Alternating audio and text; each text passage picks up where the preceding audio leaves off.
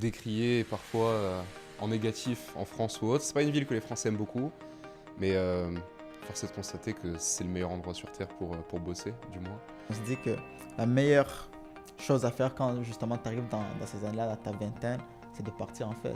On avait des projets, on avait des rêves, on commençait à grandir aussi, tu vois, on commençait à mûrir, on voyait des potes à nous qui faisaient beaucoup d'argent, les premiers potes qui vont à Dubaï, à Bali, à machin. Quelque chose pour arriver à là où tu es aujourd'hui. Tu dois plus penser à ce qu'ont pensé les gens et comment évoluer en groupe, tu dois penser à comment évoluer tout seul. Enzo, on est à Dubaï, c'est la ville qui représente l'ambition pure. Avant de commencer de te présenter, qu'est-ce que représente cette ville pour toi, toi qui construis un business ici? Bah c'est certes la folie des grandeurs, décriée parfois en négatif en France ou autre. C'est pas une ville que les Français aiment beaucoup, mais force est de constater que c'est le meilleur endroit sur Terre pour bosser, du moins. Après, il y a plein d'endroits sur Terre où tu peux te régaler, mais Dubaï, c'est un Disneyland géant. Tu vois. J'ai même un client qui m'a dit ça, il est venu la semaine dernière. C'est vraiment un Disneyland géant, genre c'est incomparable. Tu peux trouver, je pense, aucun équivalent sur Terre en termes de loisirs, t'as tout, c'est incroyable. Je pense que oui, la plupart des gens qui crachent sur Dubaï, je pense que c'est eux qui n'ont jamais été ici. Hein. Parce que ça fait quelques jours que je suis ici, puis j'ai pas envie de rentrer. L'extrême majorité du temps, c'est ça, hein. C'est des mecs qui n'ont jamais mis le pied ici, Ouais, qui vont dire ouais, c'est pas dingue, ouais. que ce soit les valeurs morales ou autres. Et une fois, d'ailleurs, c'est un truc à tester. Tu fais venir des mecs qui n'ont jamais mis un pied là, Mhm. tu les fais venir ici une fois, Mhm. tu leur fais passer des vacances une semaine, tu vas voir au bout de Ils vont être une conquis, semaine, là. ils vont se dire ah mais je pensais pas que c'était comme ça, mais c'est incroyable, tu Ouais, vois. Mais il faut faire le test. Celui qui vient pas, il peut pas savoir. c'est ça. Tout le monde se base sur les réseaux sociaux parce que c'est vrai qu'il y a que le négatif en vrai sur les réseaux sociaux. Donc, Pour les positifs, je pense qu'il faut être là pour y vivre. Avant d'arriver à Dubaï, il y a eu un parcours. Puis moi, je voulais qu'on s'attarde d'abord sur le parcours. Déjà, pour les gens qui ne te connaissent pas, c'est qui Enzo? D'où vient Enzo en fait? ouais, c'est Mhm. vrai. Bah écoute, moi j'ai 24 ans, je vais Mhm. faire 25 là en 2026. Ok. Et tout commence de loin, hein, parce que Ouais. en vrai, j'ai pas envie de m'inventer un storytelling où j'étais le Mhm. mec le plus malheureux, le plus Ok. triste, etc. Qui a grandi Moi, sans sous. ouais, voilà, j'ai pas vécu sous un pont, quoi. Mhm. J'ai eu des facilités quand même. Ouais. Après, ça a pas été facile quand même, tu vois. Moi, j'ai vécu qu'avec ma mère Ok. et ma petite sœur Ouais. aussi. Et bah, ça a pas été facile parce que forcément, bah, en France, il y a tout qui monte, pouvoir d'achat, machin. Ouais. J'ai vécu dans l'inconfort pendant vraiment des années, j'ai rien pu me payer, tu vois. Enfin, Ouais. des trucs vraiment qui peuvent arriver un petit peu à monsieur et madame tout le monde, Ouais. mais en dehors de ça, j'ai toujours été super heureux. J'ai eu une enfance très cool. Ouais. Et au bout d'un moment, j'ai vécu dans un environnement également Ouais. avec mon associé Ouais. Valentin. C'est Ouais. là-bas qu'on s'est rencontrés au lycée, Ouais. collège, lycée. Lycée, ok. Ok. Et en fait, si tu veux, on vivait dans un environnement où toute la journée, on vit avec des gosses de riches, en Ouais. gros. Hein, Ouais. parce que nous, tu vois, on était un petit peu du même milieu social avec Ouais. Val. C'était pas la folie, mais voilà, Ok. comme je disais, le frigo était toujours Ouais. plein. Voilà, il y avait juste assez, entre guillemets, pour manger, faire 2-3 Ouais. activités et sortir une fois par mois, tu vois, ça suffisait, Dans la moyenne, quoi. dans la moyenne. Ouais. Mais au final, vraiment, on était toute la journée avec des gosses de riches, en fait, au lycée. Des mecs qui claquent des doigts, ils avaient des MacBooks. Ouais. Claquent des doigts, ils ont des iPhones. Ouais. Tu les vois venir avec les... Bah, toi, tu vois, en plus que tu es au Ouais, Canada, tu les ouais. vois venir l'hiver avec leur Canada Goose, tu vois. Exact. Tu... Ok. Non, mais tu vois, que des trucs comme Mhm. ça. Tu vois venir plein de mecs avec... Enfin, ils sont Ouais. déposés en Porsche, que des trucs de fou. Mhm. Et toi, bah, t'es là au milieu. Et Ouais. tu te sens un peu inconfortable parce que tu es au milieu de ça. Ouais. Et à un moment, bah, tu remets un tout en question. Tu dis est-ce que c'est une injustice? Est-ce que c'est moi qui suis né au mauvais endroit au Ouais. mauvais moment? Et tu peux rien y faire. Ouais. Tu peux rien y faire. Soit tu acceptes les règles du jeu, on t'a donné ce qu'on t'a donné, Ouais. et encore qu'on t'a donné beaucoup, on y reviendra après. Ouais, c'est ça. Ou alors, bah, tu te dis, tu t'appuies-toi sur ton sort, tu essaies de gratter à droite à gauche Ouais. chez des mecs ou quoi. Et pendant des années, on a vécu dans cet environnement-là où il y avait des mecs face à nous qui avaient tout. Mais Ouais. vraiment tout, des Mhm. niveaux d'abondance à un âge de 15, 16, 17 ans Ouais. que personne devrait avoir. Ouais. Vraiment des trucs complètement insolents. Mais je suppose que tu as grandi où en France? Dans le sud de la France? Moi, j'ai vécu dans... On a vécu dans... Bah, c'est ça aussi le paradoxe, Ouais. dans la ville la plus pauvre de France, dans le Ouais. sud, Dans le sud, ok. Marseille. Marseille, ok. Ouais. Donc, tu vois, c'est vu comme la ville la plus pauvre de France. Donc, il y a Mhm. aussi ce paradoxe-là, c'est-à-dire que tu vis dans un environnement Mhm. où là où on était, c'est entre guillemets l'élite financière Ouais. des gens en France. Ok. Tu vois. Mhm. Donc en fait, on vit dans ce monde-là, Mhm. on fait pas partie de ce monde-là, et autour de toi, tous les gens qui essaient de s'en sortir, tu vois, Ouais. cette ville-là, Mhm. les gens qui essaient de s'en sortir, c'est pas ça, tu vois, c'est Ouais. des mecs qui vont trouver le moyen illicite ou non de faire de l'argent, tu vois, Ouais, il le y en a moyen qui vont pas. vendre des trucs pas cool, Ouais. et c'est une extrême majorité même, enfin, au vu des personnes vraiment dans la pauvreté. T'as des mecs qui vont essayer de faire de l'argent en braquant des trucs, enfin, des trucs vraiment pas cool, mais pour le coup, c'est la réalité de cette ville-là. Aujourd'hui, est-ce que c'est bien, c'est pas bien? Moi, je suis pas là pour le dire. Moi, j'adore cette ville. J'ai adoré y grandir. J'ai appris un tas de trucs. J'ai mes meilleurs groupes de potes là-bas. C'est une ville qui déborde d'énergie, mais effectivement, voilà, il y a la misère, la pauvreté.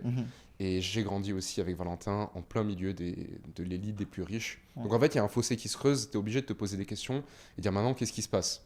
Tu as des mecs qui claquent des doigts, ils ont des MacBooks, leurs parents, ils les déposent en Porsche. Toi, tu es là. Moi, je touchais 400 euros de bourse par mois, tu vois. Donc, là, après, quand j'étais dans les études supérieures notamment. Et du coup, tu te dis, ouais, mais qu'est-ce qu'on fait? Mais justement, d'où tu as eu ce déclic-là? Tu t'es dit, ok, peut-être entreprendre, c'est ça le chemin? Bah, ça arrivait tôt quand même. Hein. Nous, ça arrivait, tu vois, on a fait toute notre scolarité dans cet établissement. Établissement qui, d'ailleurs, encore une fois, le fait d'être avec des personnes comme ça, même si c'est des personnes qui en gros, se la pètent à mort, certains sont giga toxiques parce que leurs parents leur ont offert ça, ça ou ça. Ça m'a appris plein de trucs. Ça m'a appris déjà d'être humble, ça m'a appris de toujours me contenter aussi de ce que j'avais. Ça m'a appris aussi, ça m'a donné des bonnes valeurs, une bonne éducation. Ça m'a appris à pas dévier d'un chemin qui est peut-être pas le mien à la base. Donc ça, c'est très positif. Et c'est venu, je te dirais, déjà dès la seconde. Donc en seconde, je crois que tu as 15-16 ans. 15-16 ans, ok. Je crois que j'avais 15-16 ans à peu près. Et on avait plein d'idées. On n'avait pas plein d'idées, mais on voulait trouver un moyen, non pas d'être riche, on voulait pas en vivre, on voulait pas s'expatrier à Dubaï, on voulait pas avoir une Lamborghini, enfin tu vois, on voulait pas plein de trucs, on voulait juste, je me souviens à l'époque avec Val, avoir un revenu, financer des voyages, s'acheter un nouvel iPhone, que des trucs comme ça en fait. Donc on a fait plein de bêtises. Enfin quand je dis bêtises, rien d'illégal ou quoi, mais on a commencé à s'éparpiller. On avait des potes qui se lançaient dans les paris sportifs. Nous, on avait genre 20 balles d'argent de poche par mois, tu vois, 20 euros, c'est que dalle. Et on essayait, on tentait comme ça. Enfin, c'est que des trucs farfelus, on a perdu tellement d'argent au début. Mais au final, tu vois, après, on n'avait plus énormément d'argent. On a décidé d'arrêter les trucs pas viables. On est tombé sur les premières, forcément, comme tout le monde, 2017, 2018, les premières vidéos de Yomi. Yomi Denza, à l'époque. Avec les comme tout le monde. Comme tout le monde. En tout cas, à mon âge et les personnes un peu plus âgées, c'était ça. C'était les premières vidéos de Yomi, etc. Et là, on s'est rendu compte, on s'est dit, putain, tout est possible. Il y a vraiment un truc à faire. Peut-être pas en e-com, c'est pas en e-com, ce sera ailleurs. Il y a forcément un truc à faire. Donc, on s'est dit, va falloir bosser d'une manière ou d'une autre. Je sais que Val, il économisait de l'argent, etc. Moi, j'économisais aussi de l'argent. Tous les argents de Noël, les anniversaires, je mettais de côté. Et l'été 2019, très précisément, avant, on avait tenté, sans se former nécessairement, on avait tenté des shops, l'e-commerce, etc. Ça n'a pas marché pour nous. Et encore une fois, je pense que tous les business marchent aujourd'hui. C'est juste qu'il y en a qui sont faits pour toi et d'autres qui ne sont pas faits pour toi. Celui-là, il n'était pas fait pour nous, c'est clair et net. Que ce soit d'un point de vue valeur, je pense que vis-à-vis de l'éthique et de la valeur que ça avait, et même ce que ça dégageait, en fait, tu vends à des mamies un produit de merde. Tu vois, en gros, c'est vrai que pour nous, c'était pas fait pour nous à ce niveau-là, je pense. Et ça se ressentait aussi dans l'énergie que tu mets dedans. Parce que l'énergie que tu mets dedans, ça va être imputé aussi au résultat qui va sortir. Donc nous, on n'était pas fans de ce modèle-là. Donc on a essayé quand même de faire de notre côté. Et au bout d'un moment, on s'est dit, maintenant, il faut se former. Même si on ne fait pas de l'e-com toute notre vie, on va devoir essayer de faire des shops, on va devoir essayer d'apprendre la publicité, etc. On va devoir passer avec Yomi. On n'avait pas assez d'argent à l'époque. J'ai travaillé 1 mois et demi précisément dans, je ne sais pas si tu connais ce qu'on appelle les quartiers nord de Marseille. Non, je connais pas. C'est genre, ta quartier sud, c'est les quartiers, ça va. Quartier nord, c'est chaud. C'est chaud, genre, tu vois. Moi en plus, tu vois, j'ai un physique un peu passe-partout, etc. Moi, je me faisais aborder dans la rue, est-ce que t'as une cigarette, un machin. Tous les jours, je me faisais aborder. J'avais négocié avec ma patronne, qui avait très gentiment accepté. J'avais négocié avec elle parce que j'avais 45 minutes de transport en commun. Et les transports en commun là-bas, dans les quartiers nord, tu sais jamais, tu vois. C'est coup de couteau, enfin, c'est le ghetto, tu vois. On va dire que ça peut aller vite. Mais et du coup, j'avais négocié avec elle pour arriver en survêtement. Je me souviens en jogging de Manchester City, tu vois. Et j'arrivais en survêtement tous les jours au boulot. Et je lui avais demandé, parce que je dis, faut que je me mette un peu dans le moule. Faut pas que j'arrive super bien sapé ou autre, sinon je vais me faire emmerder dans la rue.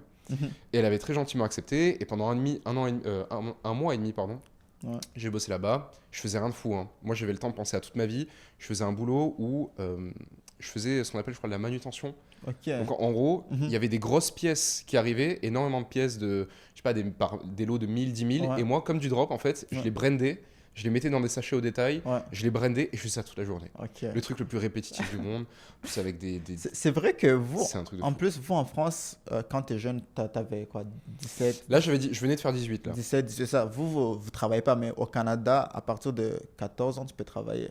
Ah ouais. Ouais, donc, tu sais, toutes ces jobs-là que tu dis, je les ai toutes faites aussi. C'est pas vrai. Ouais, Ouais. c'est pour ça que nous, c'est un peu plus facile de se lancer aussi, parce que dès l'âge de 14-15 ans, tu as l'opportunité de pouvoir travailler puis économiser vraiment beaucoup d'argent. Ok. Tu peux trouver vraiment à 18 ans, tu peux avoir une belle somme à investir. Ben, ça dépend de après qu'est-ce que tu en fais avec, mais tu peux avoir vraiment une bonne somme. Mais C'est intéressant ça. c'est intéressant de savoir que tu sais, en France, que c'est un peu plus dur quand tu es jeune. On va target le Canada en ads. Il y a du, il y a Ouais, du non, budget, non, non. il y a du pouvoir d'achat. Non, je te dis, on s'est connus quoi. Moi, je pense quand on s'est connus en SMMA, j'avais quoi? Je pense que j'avais 15 ans. Hein. 15 ans, 16 ans à l'époque. Ouais, ouais. C'est ça, 15 ans, 16 ans à Ouais, l'époque. t'étais jeune, C'était avec mes économies aussi. Puis j'étais comme, let's go. Hein. Mhm. Il y a quoi de pire au Ah, c'est pire? bien. Dans un mois, je refais la même. Puis c'est ça. Ah, c'est pas pareil. C'est vrai que nous en France, c'est pas Mhm. pareil, en vérité. Donc, ouais, non, mais on a commencé là. Je me suis fait 1800 euros, Mhm. ce qui était pas énorme, mais ce qui était très bien à l'époque. Ouais. Enfin, moi, j'étais content de gagner. En plus, Mhm. c'est le seul et unique job que j'ai fait de ma vie. Ok. Je n'ai jamais rien fait d'autre. J'ai jamais été Mhm. salarié derrière. Bon, j'ai travaillé à la Ouais. ville un mois, pareil, pour faire un peu d'argent Ok. un peu plus tard, Mhm. mais rien de fou. Mhm. Et depuis ce moment-là, je me suis dit, il faut que jamais je remette les pieds ici. Non pas que l'ambiance n'était pas bonne, je m'entendais super bien avec les patrons, Ouais. je m'entends toujours très bien dans les boîtes dans lesquelles je vais, etc. Mhm. Je suis un mec, je bosse, donc enfin, je prends mon boulot à cœur, donc forcément je fais mon taf et tout. Yes. Mais je pouvais pas retourner dans un environnement comme ça, c'est pas Ouais. possible. Mhm. Les gens, ils sont là, ils pointent à la cafétéria, ils Ouais. parlent ils parlent de ce qu'ils vont faire ce week-end, de machin, ils parlent que de leurs enfants, Ouais. des études et du boulot. Enfin, moi, ça m'intéressait pas, j'étais complètement déconnecté, j'étais le mec le plus jeune de la boîte, j'avais 18 ans, la deuxième personne la plus jeune, elle avait genre 35 ans, tu vois. Ok. Non, Et après, ça- c'était 40, 50, moi, ça m'allait pas du tout. Et je sais que derrière, bah, si je leur avais dit, probablement, bah, j'ai peut-être envie d'être en CDI, peut-être ça aurait Mhm. match, tu vois, mais Mhm. non, tu vois, le CDI, en gros, c'est les contrats à Ouais. long terme. Ouais, le travail. Et non, moi, je voulais juste Mhm. mon contrat un mois et demi, Mhm. j'ai fait 1800 euros. Mhm. Valentin, il s'est acheté le premier MacBook. Ok. Mon associé, il s'est pris un MacBook pour Mhm. qu'on arrive à se lancer bien. Ouais. Et moi, j'ai pris mes 1800 euros et on a acheté la formation Yomi Denzel Ok.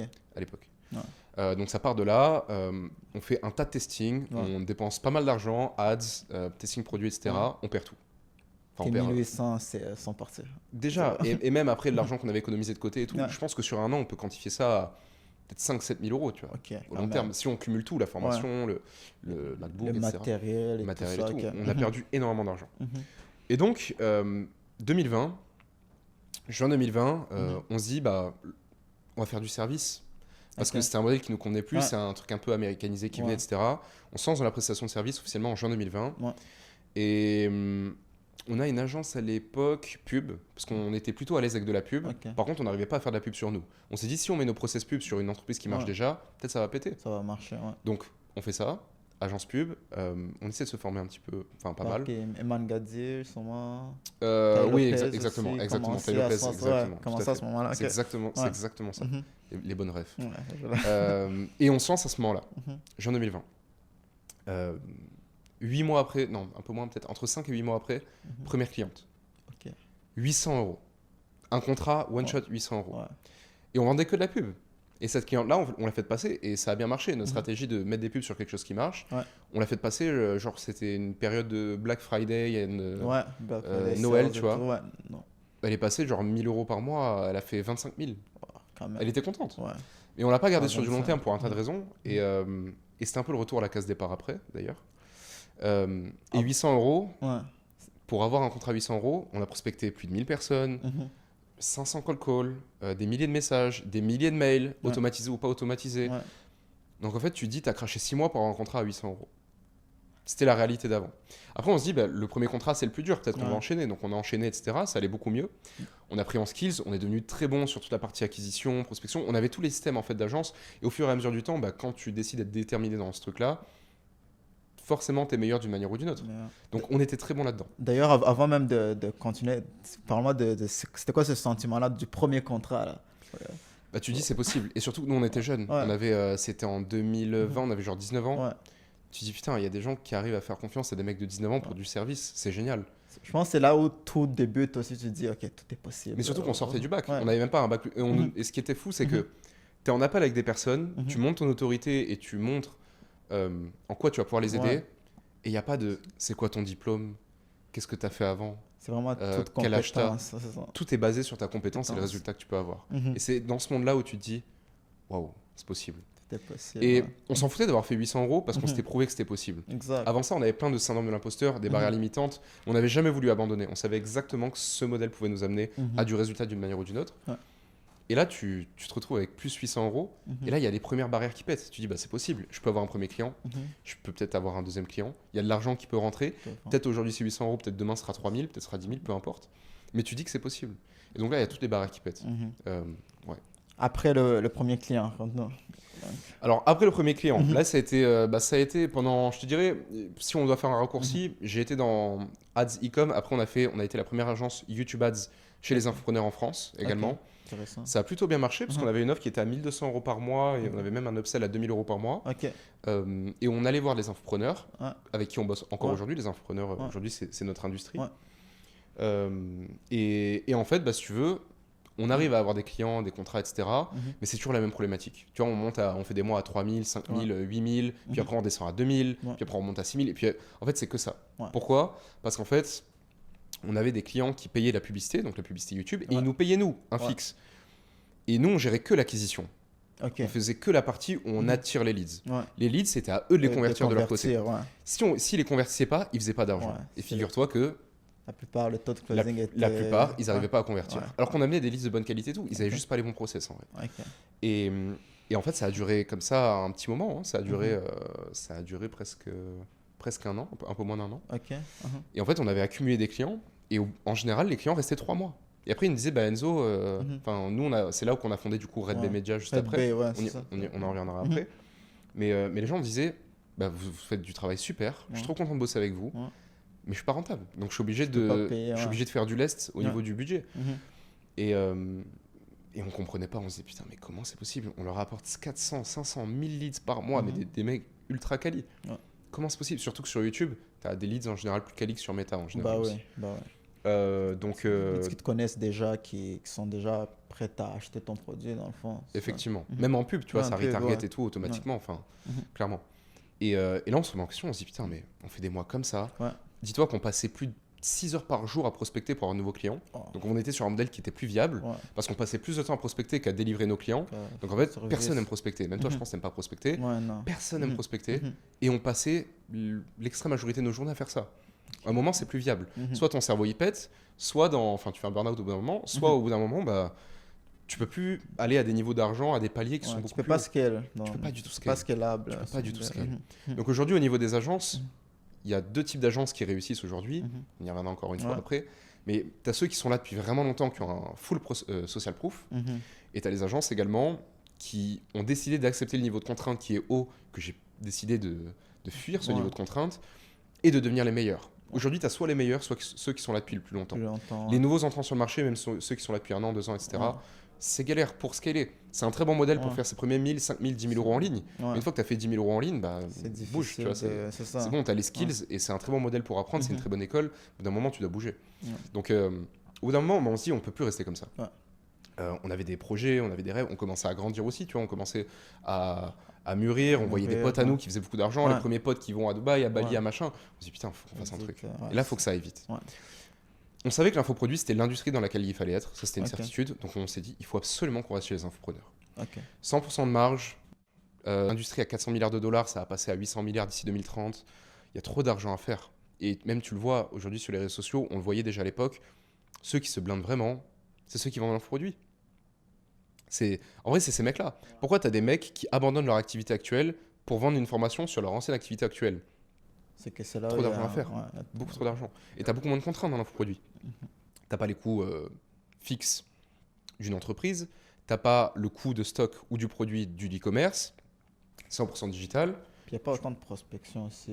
Que Clairement. faire, Tu balances un produit, il Ouais. n'y a pas de barrière à l'entrée. Ouais. Tout le monde, et en plus, la barrière à l'entrée, elle est faite parce que tout le monde peut, et c'est là aussi qu'il y a des limites et des dérives, tout le monde peut se dire expert dans un truc Mhm. sur les réseaux sociaux. Exact. Et c'est ça le problème aujourd'hui aussi. C'est que Mhm. tu as des vrais experts, et nous on bosse avec les vrais experts avec Ouais. Red Bay Media, Ouais.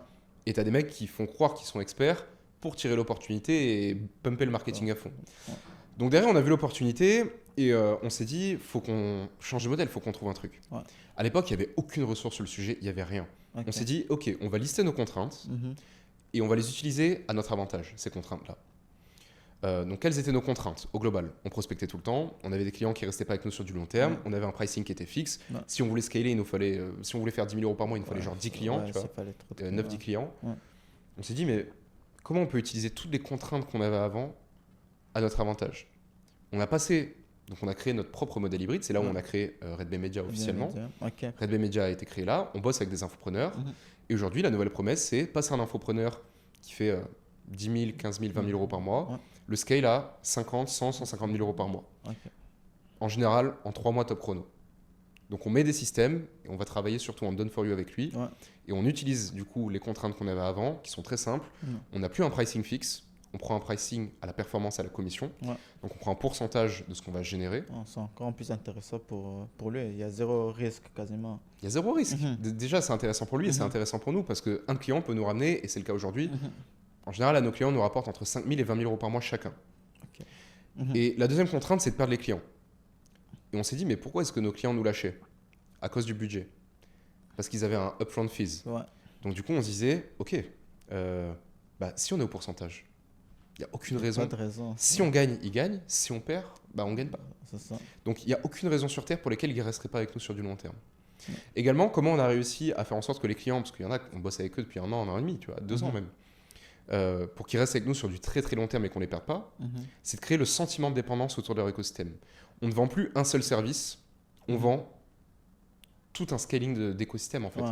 Donc en fait, on va pas juste faire les pubs, on va faire les pubs, on va gérer l'écosystème de conversion, on va gérer l'acquisition, on va gérer un petit peu de delivery, Ok. on va gérer les équipes, on va gérer les process, Ok, on gère tout en vraiment, fait.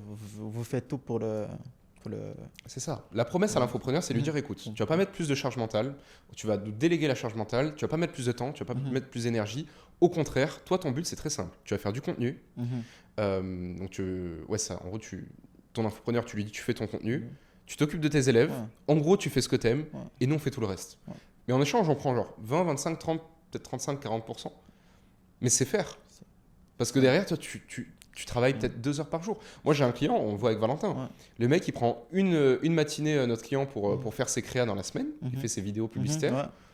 Il vient au webinaire live, donc c'est un webinaire, un live, Mhm. 2 heures par semaine. Ouais. Et le reste de la semaine, il travaille plus.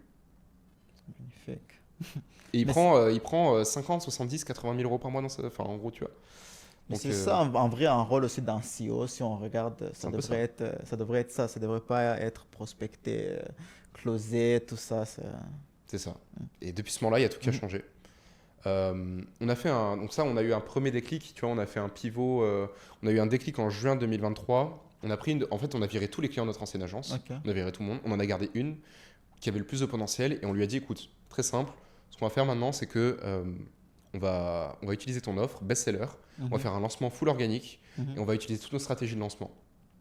En sachant qu'on n'était pas très bon au début. Ouais. C'est-à-dire qu'au début, là, j'avais genre 2, 3, allez, 5% des connaissances que j'ai maintenant maximum. Ouais. On avait surtout copié-collé des funnels qui marchaient bien, tu vois, à l'époque.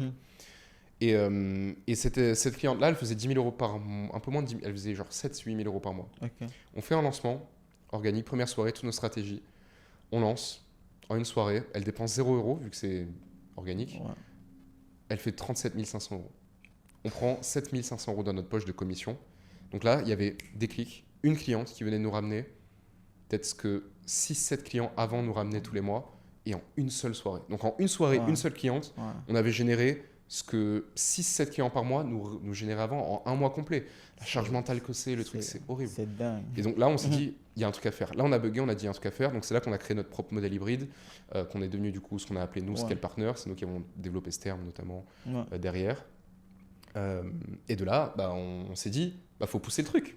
Donc on a gardé cette cliente, on est allé chercher aussi notre premier client. Il y a 2 manières d'avoir son premier client, soit c'est via ton réseau, soit c'est via du démarchage. On n'avait pas un réseau de dingue, on partait vraiment de zéro, on n'avait pas de social proof nécessairement ou autre. Ok, on va aller directement démarcher, comme on le faisait avant. Ouais. Mais quelle était la différence entre le moment où on démarchait en tant qu'agence et démarchait en tant que scale partner? C'est que ton autorité, elle est différente, la vision qu'ont les infopreneurs de toi est différente. Parce que quand tu es prestataire, tu es vu comme une photocopie. Ouais. Tu es vu comme un mec, Il y en un a. énième mec qui va t'apprendre à faire Il y en ça pour un pricing fixe, etc. Il y en a beaucoup. Trop de barrières, trop de contraintes. Mhm. Et nous, on venait en figure de partenaire. Donc, prestataire versus partenaire, c'est pas la même vision. Ouais, t'es moins une commodité, dans le fond. C'est ça. Mhm. C'est exactement ça. La personne se dit, ah ouais, déjà un truc différent. Ouais. Et surtout, tu t'appuies sur les exacts besoins et douleurs que la personne a en face de toi. Ouais. Parce que quoi qu'on en dise, aujourd'hui, tous les infopreneurs sont en surdemande. Je reçois 10-15 messages par semaine Ouais. sur mon Instagram, Mhm. soit qui viennent du réseau, soit qui viennent de mes réseaux sociaux, soit qui viennent du bouche à oreille, Ouais. de personnes qui veulent bosser avec nous chez Red Bay. Ouais. Là, on a une liste d'attente de 18 infopreneurs qualifiés qui veulent bosser avec nous. Et on n'a plus de place, donc on Ouais, les délègue, énormément. on les donne à nos élèves, tu vois. Ouais. Mais le modèle, il est en surdemande complet. Donc déjà, quand tu vas avec un bon message, avec un positionnement différent, vers des personnes qui sont en demande, la personne en face de toi, Mhm. c'est pas indifférent. Ouais. Il y a la curiosité, etc. Donc elle va souvent faire le rendez-vous avec toi.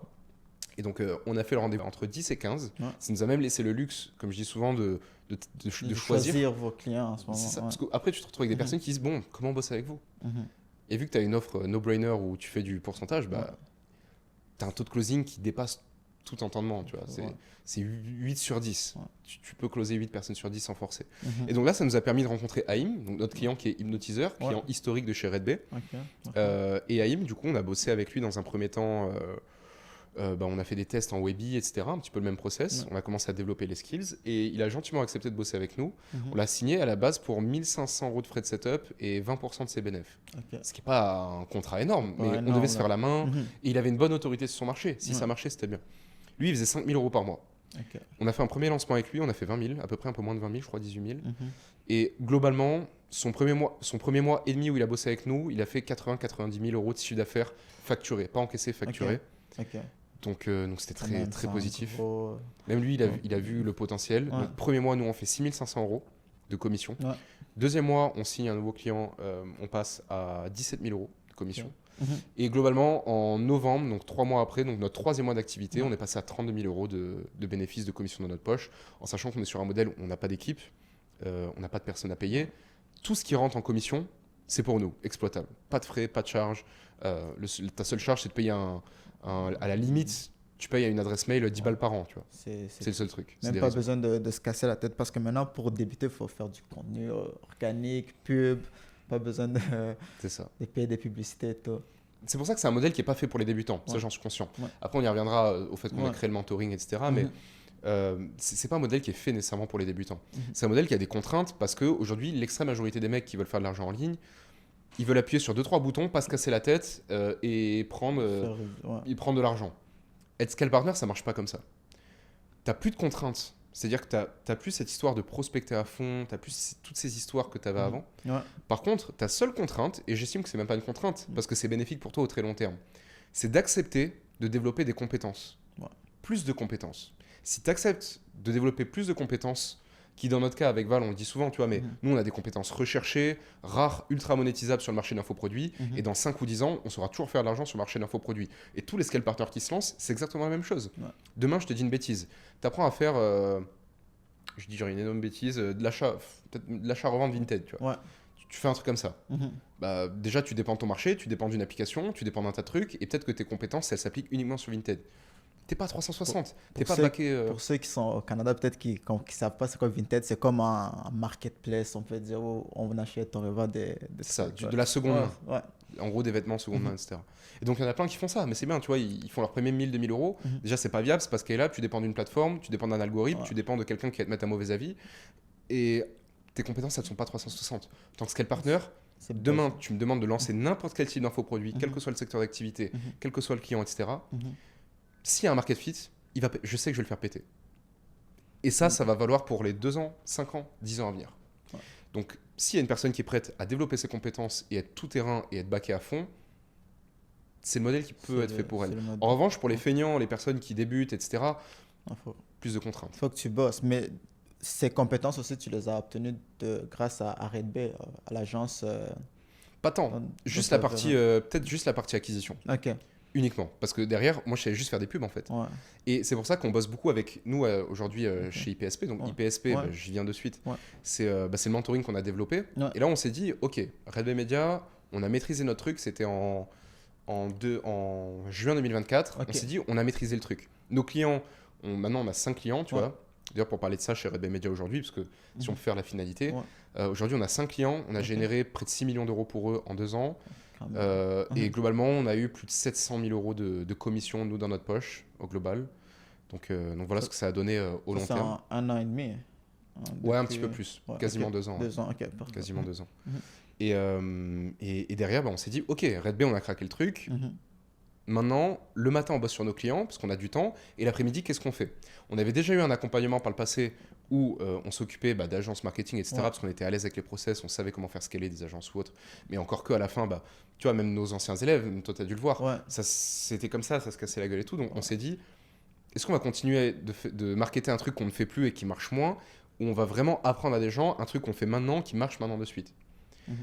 Et on avait tellement de demandes chez les infopreneurs qu'on s'est dit, on a tout intérêt pour monétiser.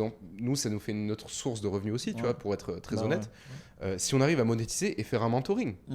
Donc, on a deux sources de revenus. Il y a Red Bay d'un côté, on bosse dessus le matin, et l'après-midi, on bosse sur IPSP, qui est le mentoring. Et donc, on va apprendre à des personnes à faire comme nous, être scale partner. Et aujourd'hui, notre cible, ça va être des agences, des prestataires et des prestataires agences freelance. Qui étaient comme nous, en gros, qui ont vécu les mêmes choses que nous, qui étaient bloqués à 1000, 2000, 3000, 5000, 10 000 euros par mois peut-être, mais qui avaient un niveau de contrainte trop haut, c'était ultra stressant, pas stable. Et on leur dit, c'est très bien, aujourd'hui vous avez une compétence, nous on avait la compétence des ads, on n'avait pas plus, vraiment on n'avait pas plus que ça. On savait pas faire tunnel, on savait rien faire d'autre. Et c'est très simple, aujourd'hui on dit, les gars, vous venez avec nous, on vous donne tous les skills 360 qu'on a appris, vous devenez 360 et vous vous lancez en tant que scale partner. Et ce qui est très bien, c'est que tu fasses du copywriting, que tu fasses des ads, que tu fasses du tunnel de vente ou autre, c'est des skills qui sont indispensables d'une manière ou d'une autre quand tu deviens scale partner. Donc tu pars avec un immense avantage. C'est pour ça qu'on passe pas avec des débutants maintenant. Parce que les débutants, ils doivent tout réapprendre de A à Z, ils n'ont pas les automatismes et les skills du début. Quand tu as certaines compétences comme ça, tu commences pas à zéro. C'est ça. Tu as déjà expérimenté le fait d'essayer d'avoir un premier client, de gérer un premier client, le delivery, d'être bon dans ton domaine et d'être bon dans ta compétence. En gros. C'est exactement ça.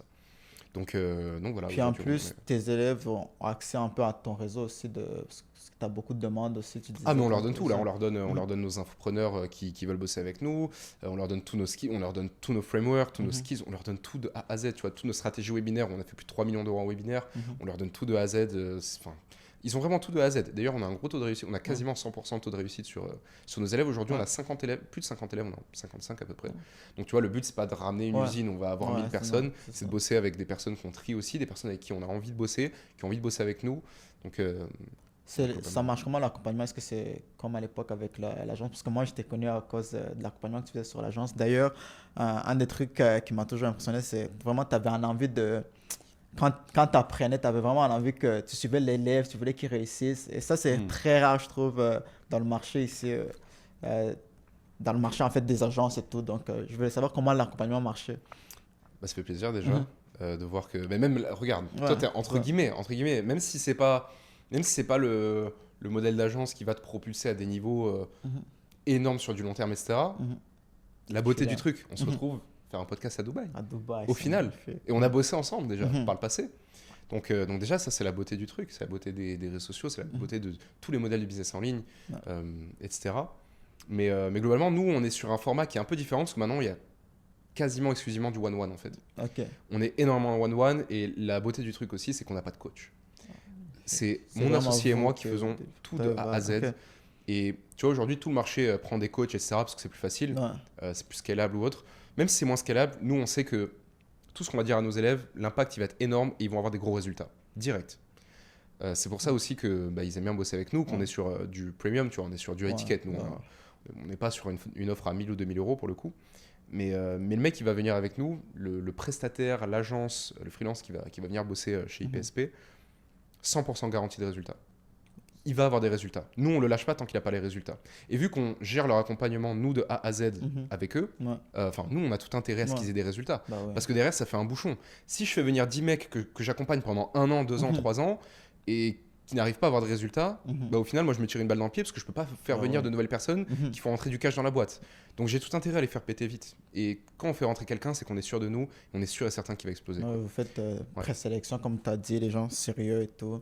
D'ailleurs, c'est moi qui prends l'extrême majorité des calls. C'est pour ça que je fais les présélections moi-même.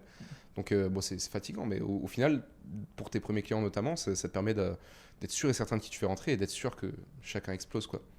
Donc aujourd'hui, en fait, tu es un des rares aussi, des rares gars dans le marché qui fait ce qu'il apprend aussi. Parce que, Ouais. tu penses quoi de ça, justement? Les coachs, à peu près, Euh, en fait, qui vendent un infoproduit, mais pas sur ce qu'ils font actuellement. Moi, je vais être honnête avec toi. Mhm. Si je voulais me faire énormément d'argent, Mhm. j'arrête Red B et je fais que mon mentoring. Et je push comme Mhm. un fou sur mon mentoring. Ça, c'est si je veux faire énormément d'argent, vraiment beaucoup. Parce que j'ai déjà toute l'autorité pour le faire. Ouais. Mais pour moi, c'est très important déjà pour mon équilibre, c'est-à-dire avec mon associé qu'on ait deux sources de revenus, je trouve ça très pertinent. Ouais. Et on aime ce modèle. Ok. On aime accompagner des infopreneurs et les Mhm. faire passer de zéro à... Et Ouais. même, tu vois, on est potes avec nos infopreneurs. D'ailleurs, c'est un truc, ça, tu Mhm. vois. Quand on avait une agence à l'époque, les relations, elles étaient cordiales. Il n'y avait rien de Ouais. plus. Là, aujourd'hui, on a notre client Haïm qui est venu à Dubaï nous voir une semaine. Ouais. On est parti en vacances avec lui. On a fait le nouvel an chez lui. Ouais. On est parti en vacances avec d'autres clients. On est parti en Crète, en Croatie. On a fait plein de trucs Ouais. avec nos clients. Magnifique. On a une relation amicale. Mhm. Parce que t'es plus t'es plus le prestataire. Ok. Tu es devenu le partenaire, l'associé ou l'ami. Et il y a tout ce truc-là aussi qui fait que ta relation, elle dure sur des très longs termes. Donc déjà, globalement, moi, j'aime le modèle. Donc c'est pour ça que j'ai envie de toujours avoir le pied dans ce modèle et de toujours faire ce que j'apprends aux gens. Donc c'est très bien d'avoir deux sources de revenus. Après, Mhm. est-ce qu'on peut en vouloir aux personnes qui font de l'info et qui vendent ce qu'ils ne font pas ou ce Ouais. qu'ils ne font plus? Mhm. Moi, j'aime pas cette vision. En tout cas, c'est pour ça que pour moi, ces mecs-là sont pas legit. Ces gens-là Ouais. sont pas legit d'une manière ou d'une autre. Si tu l'as fait par le passé et que tu as eu de très gros résultats, à la limite des limites, si tu le fais plus, pour moi, déjà, tu n'es plus très legit en fait. Parce que tu n'as plus les meilleures informations du marché, tu n'as plus le Exactement. nez dedans, tu n'as plus la tête Mhm. dedans. Comment tu fais? Tu n'es plus dedans. Comment tu peux avoir les meilleures infos si Exactement. tu n'es plus dedans? Tu vas te baser sur quoi? Sur la data de tes élèves, mais tu n'es pas dedans. Donc, tu ne seras pas l'autorité pour en parler. Donc, déjà, il y a ça. Et sinon, moi, j'ai énormément de chance, c'est d'avoir un associé qui m'aide énormément, Ouais. qui gère en extrême majorité aujourd'hui Red B. Mhm. Et ça m'aide vraiment énormément pour développer aussi mon mentoring à côté, de faire mes propres contenus, etc. Parce qu'aujourd'hui, avoir deux casquettes, c'est très dur. Ouais. On a 24 heures dans une journée, Mhm. on a déjà pas trop de vie, je vais être honnête avec toi, tu vois, on Ouais. bosse vraiment beaucoup en ce Ça, moment, ça. parce Mhm. qu'on est en phase où on veut vraiment builder, donc on Mhm. bosse énormément, on sort pas, Mhm. et avec deux boîtes à deux, on ne sort pas. Donc imagine si je devais gérer deux boîtes tout seul, Tout seul, ouais. tu vois. Donc heureusement qu'il y a mon associé qui m'aide énormément sur Red B, il passe énormément de temps dessus, donc ça nous aide vraiment beaucoup. Quoi qu'on automatise de plus en plus, là, on essaie L'importance vraiment de d'automatiser. bien s'entourer, quoi. Exactement. Et c'est pour ça que peut-être que je peux pas trop en vouloir aussi Mhm. aux personnes qui font de l'info et qui font plus ce qu'ils promettent, enfin ce qu'ils vendent. Parce que bah, ils ont eux aussi 24 heures Ouais. dans une journée et ils sont peut-être seuls. Et la vérité, c'est que c'est peut-être dur de manager une activité plus ton info. C'est souvent l'un ou l'autre. Tu dois faire un choix. Et vu que c'est plus rentable l'info, bah, ils préfèrent aller sur l'info. Mais c'est comme ça. Mais moi, effectivement, je trouve que c'est pas. Pour moi, je ne prendrai jamais l'accompagnement de quelqu'un qui ne fait plus ce qu'il dit. Parce qu'il veut. C'est clair et net. Mhm. Et j'ai testé, hein, j'ai acheté un tas d'accompagnements, un tas de formations, etc. Quelqu'un qui fait plus ce qu'il dit, il est plus à jour. Les résultats sont pas là. Je pense qu'on a tous testé, donc, que ce soit dans le trading, que ce soit dans l'e-com. Partout. C'est rare d'avoir les résultats. C'est rare d'avoir les résultats si ton infopreneur, si ta figure d'autorité Mhm. aujourd'hui, ton mentor, entre guillemets, il n'est plus dedans. Il connaît rien. Ouais. Enfin, il est à la rue, tu vois, il est complètement au ras des pâquerettes, il sait même plus ce qu'il fait, etc. Il se base juste sur la data du marché, Mhm. il va regarder des vidéos d'Hormozy à la limite, et c'est tout. Mais Mhm. c'est pas ça. Les gens n'attendent pas ça de toi. Et c'est là aussi le carrefour, entre guillemets, Ouais. la bifurcation aujourd'hui dans l'infoproduit. Ouais. Vraiment, le point tranchant dans l'infoproduit aujourd'hui, c'est le main point véritablement. C'est est-ce qu'on est là pour acheter de l'information ou est-ce qu'on est là pour acheter de la transformation? Aujourd'hui, on vend plus d'informations. C'est bon, il y a ChatGPT, y a Hormozy tout, balance tout le contenu, etc. Les informations, on les a en ligne. C'est pas un souci. Aujourd'hui, les gens, quand ils viennent, par exemple, que ce soit chez IPSP ou d'autres mentoring, des personnes qui vont vraiment les accompagner en one-one, qu'est-ce que les personnes viennent chercher chez toi? C'est là où on revient au fondamental, où tu venais de me dire que c'est très important, effectivement, que ton mentor fasse toujours le business qu'il Ouais. promouvoit. Parce que d'ailleurs, s'il ne fait pas le business qu'il promouvoit, il ne pourra pas acheter la transformation, il ne pourra pas acheter la data. Aujourd'hui, quand les gens viennent bosser avec moi, ils achètent la data, la transformation Bien sûr. et le cadre. Ils achètent ces trois choses. Transformation, data, cadre. Transformation, parce qu'ils savent très bien que je vais me donner corps et âme pour qu'ils aient les meilleurs résultats possibles et qu'ils arrivent à faire 5 000 à 15 000 euros par mois par client Mhm. en tant que scale partner, alors qu'avant, bah, peut-être qu'ils faisaient 1 000, 2 000 euros par mois par client. La deuxième chose, c'est la data. ils viennent chercher chez moi justement le fait que j'ai testé un tas de trucs dans l'infoproduit. Chez mes clients, j'ai testé un tas de trucs. Je continue à tester un tas de trucs aujourd'hui. Je continue à payer des mentorings. Encore là, on a payé un mentoring. Ça fait à peu près j'ai vu cette story là. 14K. Mais après, on va encore redonner 14K. Mais ça, c'est de la data. Et ça me donne de la data, que ce soit sur le marché français ou le marché US, pour que j'implémente sur moi, pour que j'implémente sur mes clients et qu'ensuite je sois légitime à donner l'info dans un second temps aux personnes qui viennent dans IPSP pour devenir scale partner. Donc les gens, ils cherchent ça. Transformation, data. Troisième chose, c'est le cadre. Tu peux avoir toutes les informations en ligne aujourd'hui, c'est très bien. Est-ce que tu vas vraiment l'appliquer ? Non. Tu vas pas l'appliquer. Les gens, quand ils achètent un truc, un infoproduit en ligne, ils veulent être cadrés, ils veulent un point fixe. Parce que sinon, tu as le shiny object. Tu vois ce mec-là, il fait du social funnel. Tu vois lui, il fait du webinaire. Tu vois lui, il fait de la création de contenu. Lui, il te dit qu'il faut faire de la prospection. Tu n'as jamais une méthode claire, nette, précise que tu vas garder si tu ne payes pas. Aujourd'hui, si tu payes, c'est pour payer le cadre et te garantir que sur un espace d'un horizon de 1 mois, 3 mois, 6 mois, tu vas faire exactement ce qui est dit dans ce cadre-là, suivre la trame et la ligne pour avoir les résultats. C'est aussi simple que ça. Et si tu n'es pas suivi, tu dévis. Tu dévis, tu perds du temps, tu perds de l'argent, tu remets tout en question, tu as des doutes, tu dis que ça marche pas, tu abandonnes. C'est aussi simple que ça. Du coup, là, tu es sur ton accompagnement, puis tu as ton modèle aussi IPSP, je pense. Donc, on a RedBay qui est notre modèle Scale Partner et on a IPSP, le mentoring pour devenir Scale Partner. Puis, du coup, on se retrouve encore à Dubaï. D'où tu as eu le pivot, d'où tu t'es dit, OK, Dubaï, c'est la place où je veux continuer un peu à build ce que je suis en train de faire. Nous, mon côté, ça, depuis très longtemps, pour moi, Dubaï, c'était un peu un rêve. Parce que moi, j'étais déjà venu en 2011, j'étais déjà venu en 2000, j'étais petit. Je suis déjà venu en 2021 tout seul, j'avais 19 ans, je suis venu tout seul, 10 jours. Et j'avais déjà le pied dans tout l'e-com, etc. Je suivais des mecs sur les réseaux sociaux, etc. qui étaient ici. Et là, je me suis dit, il faut absolument que je vive là. Donc en fait, la finalité, c'est de se dire, je sais que je vais y arriver, mais je sais pas quand je vais y arriver. Je sais pas quand. Mais je sais que je vais y arriver, mais juste je sais pas quand. Et ton but, c'est d'y arriver effectivement le plus rapidement possible, ce qui est complètement logique. Donc déjà, il y avait ce déclic-là depuis bien longtemps. Et maintenant, le main goal, c'était s'expatrier dans un premier temps. Après, il y a plein de goals qui arrivent, mais le premier, c'est de s'expatrier. L'environnement, il est meilleur, tu sais que tu vas scaler. Tu trouves que ça t'a aidé justement à scaler T'as les meilleures informations en temps réel, tes potes ils font des business, tout va trop vite, bien sûr. D'une manière ou d'une autre, t'es poussé à scaler. Même un truc tout bête, tu vois. J'ai un lifestyle, et ça, j'en ai fait un Reels il y a pas longtemps. J'ai un lifestyle qui est pas si cher que ça par rapport à ici parce que je ne sors pas. Tu vois, je sors pas, je travaille énormément, etc. Mais c'est voulu, je sortirai plus tard, je m'amuserai plus tard. J'ai un lifestyle à genre 7-8 000 euros par mois. C'est pas énorme pour ici, tu vois. Mais t'es poussé. En France, je vivais très bien avec 600 euros par mois, je vivais très bien, tu vois. Même j'étais hébergé et tout en France. Donc 600 euros par mois, là, t'es poussé. T'as la pression financière. T'as ce truc qui dit, mais t'es obligé d'une manière ou d'une autre de push. Et même un truc tout bête, t'as un cercle d'amis. Tout le monde se pousse vers le haut. T'as ton pote, il fait 30, l'autre, il fait 50, l'autre, il fait 100. Après, tout le monde commence à faire 100. Si tu fais pas 100, c'est toi le problème. T'as plus envie d'être le petit. Aujourd'hui, t'es chez les grands. T'arrives à Dubaï, t'es le petit chez les grands, comme quand t'arrives au collège. Aujourd'hui, maintenant, le but, c'est d'arriver les grands écrans. Aussi simple que ça.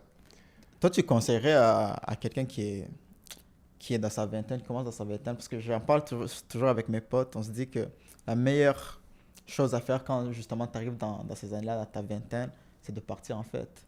Ah oui. De partir dans une autre ville, partir ailleurs, ça te pousse à... Bien sûr. Ça te pousse à vraiment à découvrir aussi, à faire plus, à faire mieux. Donc, je comprends que dans ton cas, tu l'avoues que ça t'a poussé dans des...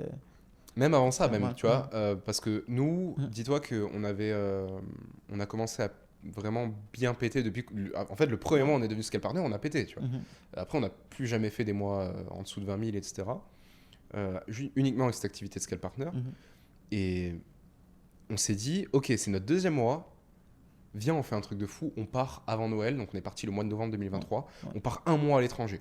Moi, j'étais déjà allé à Budapest, c'était trop bien, c'est en Hongrie, c'est trop cool, génialissime. Donc avec Valentin, on s'est dit, bon, il va faire un peu froid, mais vas-y, viens, on part un mois, alors qu'on est toujours resté dans la hometown, tu vois. Et on s'est dit, vas-y, faut qu'on bouge. On est parti un mois. Et c'est là que tu profites vraiment ton premier argent. Ton premier argent, c'est là que la saveur, elle est bonne, parce que c'est bon, t'es indépendant, c'est pas l'argent de tes parents, je sais pas qui, t'as payé ton Airbnb, t'as tout payé, et tu kiffes, il n'y a pas de règles, tu peux sortir à 23h, tu peux sortir à 6h, tu fais ce que tu veux, tu vis comme un grand. Et d'être à l'étranger, il n'y a pas ce truc de pression sociale où il y a les Français, je sais pas, ils vont te regarder mal ou autre, des gens que tu peux croiser dans la rue. Il n'y a pas ce truc de croiser quelqu'un ou pas. Non. Là, tu es dans un truc où tu es dans ta bulle, seul au monde. Tu as des gens autour de toi, peut-être tes potes ou autres, qui bossent, qui sont en alternance et qui font un tas de trucs, mais qui n'ont rien à voir avec ce que tu fais. C'est super libérateur, tu vois. Tu te sens libre au possible. Et c'est à partir de ce moment-là qu'on a expérimenté la vraie liberté. 2 mois après, on est allé à Cape Town, Afrique du Sud. 1 mois. Pareil, même sentiment. C'est là où tu apprécies ton argent, en fait. Ce que tu as réussi à faire, tu l'apprécies. C'est uniquement dans ces situations. Et après, bah, tu commences à y prendre goût. Donc... Ça alimente aussi ta vision. Tu te dis, OK, oui. Il y a beaucoup de choses qui sont possibles. Ah bah oui. Non, clairement. Et une fois que tu le fais 1 fois, 2 fois, 3 fois, tu dis c'est génial. Je voyage, je kiffe. Maintenant, si je veux scale, il faut peut-être que je me pose. Et je suis obligé d'avoir un QG, entre guillemets. Et ce QG-là, c'est Dubaï. C'est Dubaï, magnifique. Voilà.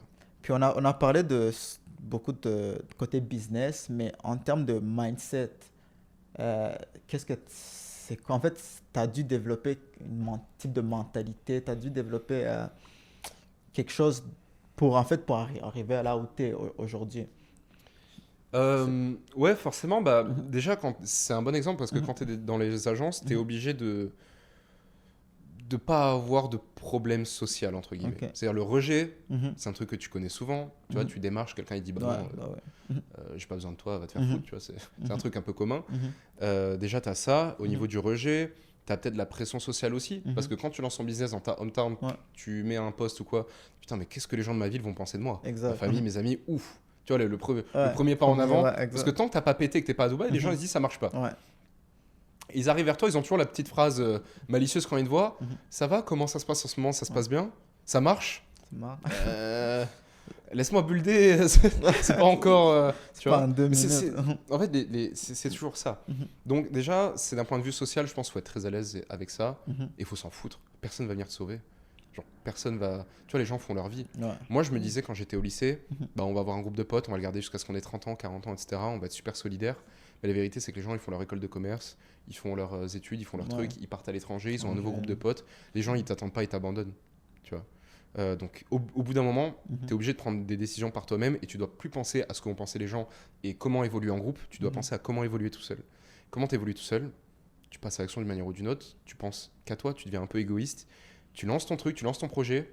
Tu vas dans ta vision, tu n'écoutes pas le bruit autour, parce que ça, le bruit, que ce soit du point de vue du syndrome de l'objet brillant, Shiny Object, ou directement les avis des uns et des autres, tu as 1000 raisons d'abandonner. J'ai eu 1000 raisons d'abandonner. J'en ai peut-être même eu plus de 1000. Combien de fois on nous a découragés quand on a lancé quelque chose? Je me souviens très bien, quand on était avec Valentin, c'était déjà nos parents. Nos parents, nous, on faisait des études, on voulait arrêter au Bac+2 pour focus notre business. On était censé avoir un deal où dès qu'on a fait le Bac+2, on se prend 1 an d'année sabbatique, donc d'année blanche, pour lancer notre business à fond et de prouver qu'on arrive à générer de l'argent.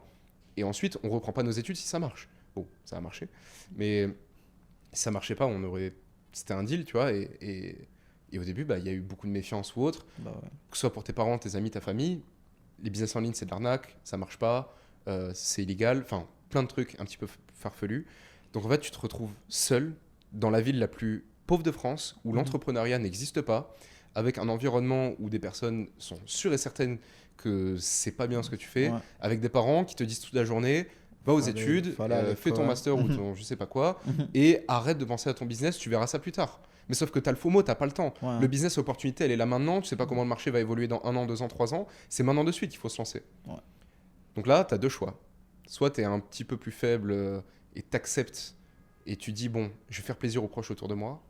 Soit tu dis, je fonce dedans, j'écoute pas le bruit, quelles que soient les conséquences, peut-être qu'on va me détester, peut-être qu'on va me critiquer, peut-être que je vais être en mauvaise relation et en froid avec ma famille pendant un moment, mais je suis allé au bout.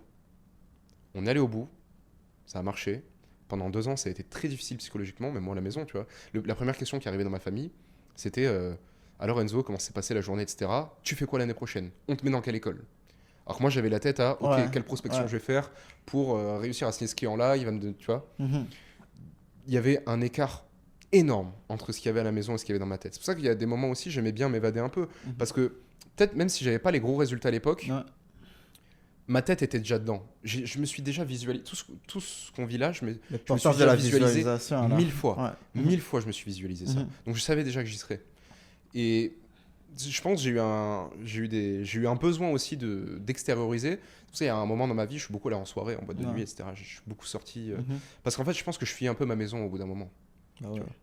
Parce que justement, j'en avais marre de ces conversations où tous les soirs c'était la même chose. C'était l'engrenage que je voulais fuir. Ce qui me rendait malheureux. Parce qu'aujourd'hui, est-ce que tu veux être heureux et faire un truc que t'aimes, même si ça met du temps à arriver, ou alors tu fais plaisir aux autres, tu te fais pas plaisir à toi, et tu fais un truc qui va te rendre malheureux au long terme, Ouais, exact. burn-out, etc. Aujourd'hui, si tu veux savoir un truc, Mhm.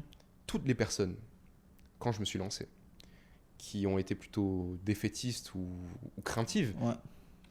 m'envoient, même que ce soit ma mère, etc.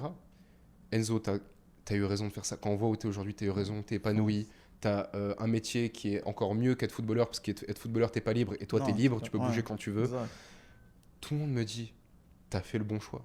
Mais les gens te disent que t'as fait le bon choix uniquement quand ils voient le Après, résultat. ouais. Donc, t'as juste à garder ta tête pendant 2 ans, peut-être 2, 3 ans, ou même 1 an, même 3 mois, 6 mois, si tu peux aller vite, à focus comme un malade. Après, les gens voient les résultats. Et après, bah, tu te dis, bah, j'ai eu raison de le faire. Et aujourd'hui, ils sont reconnaissants. Parce qu'aujourd'hui, bah, tu payes des voyages à ta famille, Bah ouais. tu payes plein d'expériences à ta famille, tu payes plein de trucs. Puis quand tu es présent, tu es vraiment présent aussi parce que tu sais que tu es en train d'un peu de vivre ton rêve aussi, de C'est ça. t'écouter. Ouais. Donc, si tu avais à laisser un message pour justement ces personnes-là aujourd'hui, qui ont peur de se lancer ou qui se lancent à moitié, c'est quoi ton message que tu laisserais? Bah, personne va les attendre, déjà. Mhm. C'est eux et eux seuls. Les gens autour d'eux vont avoir un sentiment de sécurité extrême. Les gens sont dans le confort quand ils sont certains que les personnes autour d'elles sont dans le même cocon. Aujourd'hui, ça fera plaisir à des membres de la famille, de personnes qui nous écoutent peut-être, Mhm. de savoir que bah, ils sont dans la même ville, ils sont dans le même cercle social, ils vont toujours à l'école, parce que c'est un moyen de sécuriser, c'est un moyen d'avoir toujours la main dessus. Les gens veulent absolument, surtout quand c'est la famille, et c'est pas malveillant, Mhm. d'être en sécurité. Exact. Donc, ils veulent que tu sois en sécurité, ils veulent pas que tu sois en insécurité, parce qu'ils t'aiment, mais c'est malgré eux, parce que ces gens-là t'aiment profondément. Ouais. Mais du coup, ils vont vouloir que tu fasses exactement comme eux. Leur sécurité, c'est que tu sois comme eux. Et donc, aujourd'hui, faut accepter que, bah, ça c'est une phrase qui m'avait marqué à l'époque, Mhm. ta liberté te coûtera de la sécurité. Donc tu vas devoir bouger absolument de l'environnement où tu es, c'est pour ça qu'on en revient sur Ouais. la hometown. Mhm. Tu te focuses, tu vas dans une ville qui est complètement différente pendant 1 mois, tu n'as pas besoin d'y vivre, hein. Ouais. Tu restes 1 mois, tu te forges le mindset, tu as tes premiers résultats, et de toute façon les premiers résultats c'est le premier moyen de se prouver les choses à soi-même, Ouais. parce que dans un environnement qui est ultra négatif, tu es prêt à douter en fait. Au bout d'un moment tu te dis putain mais s'il a raison, ma mère elle me dit ça, lui il me dit ça, le médecin il me Bah dit ouais. ça, Mhm. le banquier il me dit ça, tout le monde me dit ça, mes potes ils me disent ça, et s'ils avaient raison. Les médias, ça va pas t'aider. La France, ça va pas t'aider parce que tout le monde est salarié Ouais. et personne n'arrive à avoir énormément de succès en France. Donc en fait, tu es dans un environnement complètement pourri et tu vas douter. Donc maintenant, c'est soit tu focuses et tu fais abstraction du bruit et des doutes, bah, soit malheureusement, tu restes dans des regrets, des Exact. remords, des regrets. Parce que c'est ce que je vois aussi. Il y a plein de personnes qui sont lancées en même temps que moi dans le business. Ouais. On a lancé les mêmes trucs au même moment. Aujourd'hui, je dis pas ça pour me la péter, mais c'est juste que j'ai beaucoup galéré. Humblement, j'ai énormément galéré. J'ai eu des années où ça a été la galère comme pas possible. Mhm. Pendant 1 an, on a travaillé comme des chiens avec Valentin, on n'a pas touché 1 euro et on a travaillé quand même. Mhm. On avait des gens autour de nous qui disaient mais Enzo, mais enfin tu bosses comme un chien, mais tu touches pas 1 euro. Est-ce que ça vaut vraiment le coup? Et moi, j'avais la vision. Et aujourd'hui, bah, ces personnes-là, elles sont toujours en France, elles ont un CDI. On a lancé les mêmes projets ensemble Mhm. et elles regardent mes stories tous les jours. Tu vois? Non mais elles regardent Ouais, mes stories ça, tous les jours. Je suis à Dubaï, ah Enzo trop bien, tu kiffes, ça like les stories, etc. Mhm. Ces personnes-là, elles sont restées dans le CDI en France. On a lancé les mêmes choses en même temps. On avait peut-être la même ambition sur le même moment. Mhm. Il y en a un, ça a été peut-être moi, qui n'a pas écouté le bruit environnant et qui a vraiment Rester focus à fond. Et l'autre qui s'est désisté et qui a été prise par la pression sociale autour d'elle, qui s'est dit bon bah ouais, j'ai échoué 1 fois, 2 fois, 3 fois, peut-être que c'est peut-être pas fait pour moi, je retourne vers le truc safe, quoi. Ça. Bah écoute, bah merci beaucoup du coup pour déjà pour l'invitation, Ouais. pour les retours. Ça me fait super plaisir. Ouais. En tant qu'ancien élève qu'on se revoit aussi. Yes. Bah, j'espère que j'ai pu te partager tout ce que je pouvais et puis Puis on se revoit très très vite. J'espère qu'on refera une interview si un jour tu redeviens si tu deviens Scale Partner. Peut-être. On sait jamais. Si Peut-être, ouais. Ce sera une interview success story. Mhm. Puis merci beaucoup en tout cas. Merci à toi, Enzo.